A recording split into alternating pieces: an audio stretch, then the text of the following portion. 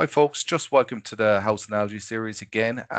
We are looking today at VPNs, and a lot of the time these have been superseded now by zero trust network access, ZTNA as it's abbreviated to.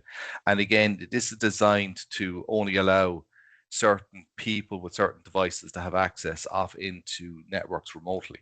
Um, and probably become more prevalent now with regards to the restricting access, and also as people migrate more and more into the cloud, we want to restrict access to the cloud networks more than anything else as well. So it's just something to be aware of. We class it the same as kind of a security fence around. A lot of people would also class it as the same as access control on doors. Again, you're giving people access to remote access into what components they just need remote access off into it. So again, something that's needed in not all organizations, but I'd say about 60% of the organizations out there. So again, worthwhile in having a conversation about. Thank you.